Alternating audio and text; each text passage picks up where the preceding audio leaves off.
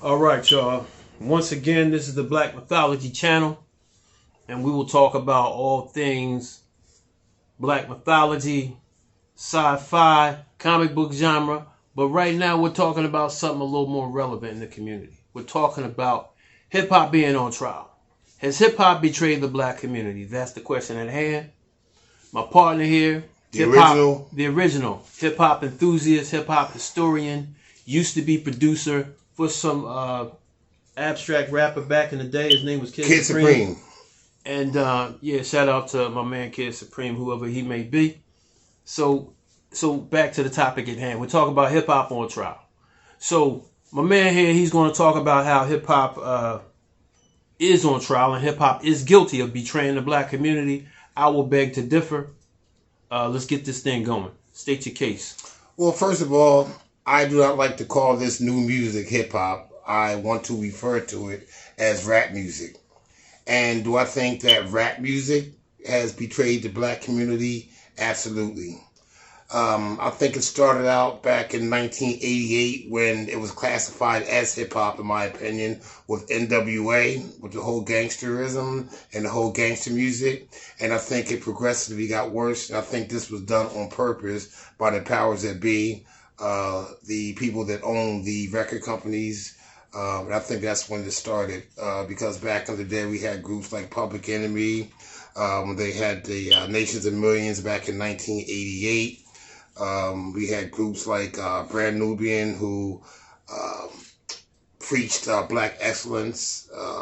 And we also had the self-destruction movement with Public Enemy back in 1989. So they were empowering us as a community to do better as far as the community and ourselves. So, but nowadays you're getting all these young rappers being murdered in record numbers, it seems like.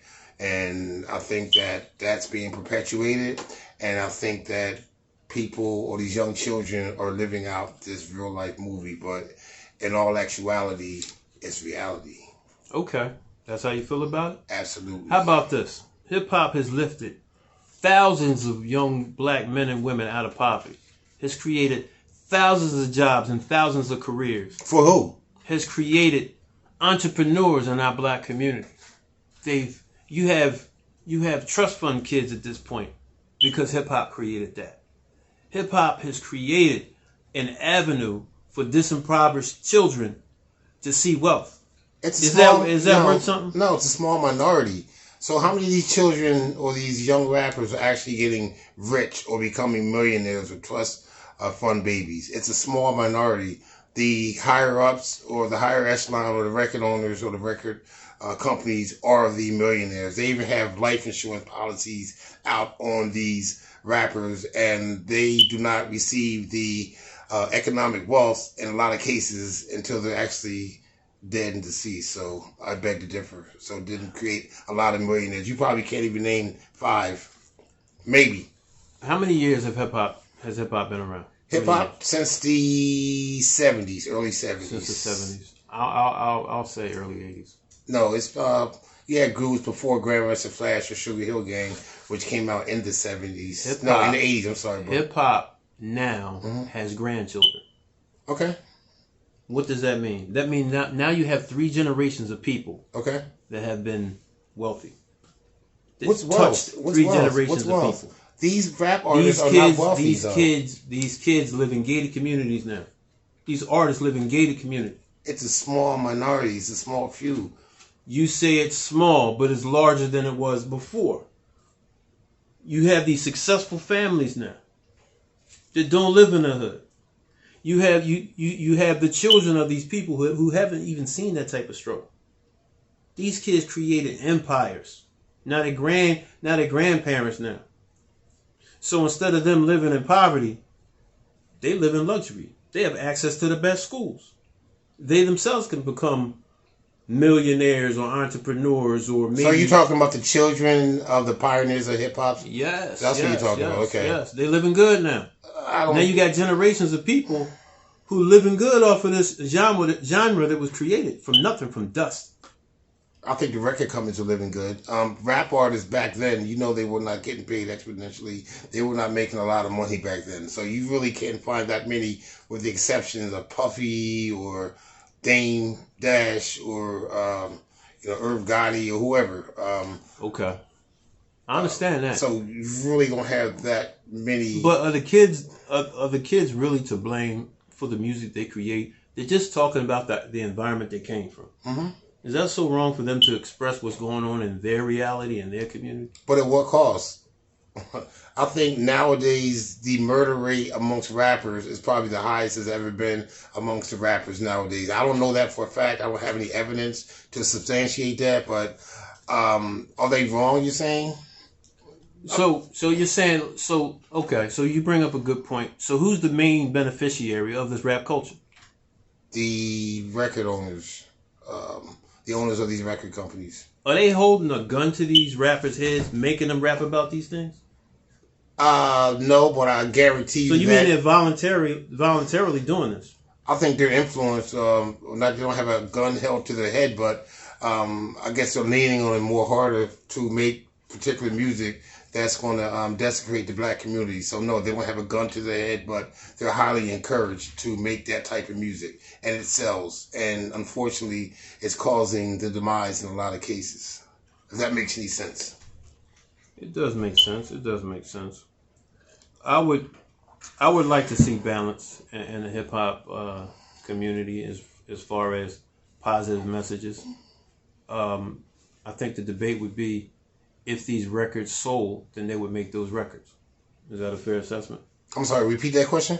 If the positive records made sold, then they would be the record of choice to make to actually be prosperous. So if they're going to make positive records and the positive records don't sell, then what are they to do? After all, they are a business. Well, I mean, the truth of the matter is, what sells? Drugs, violence, sex sells, and they are encouraged to make that type of music. So I don't think that positivity or will sell nowadays, like the Will Smiths or the rappers that didn't curse.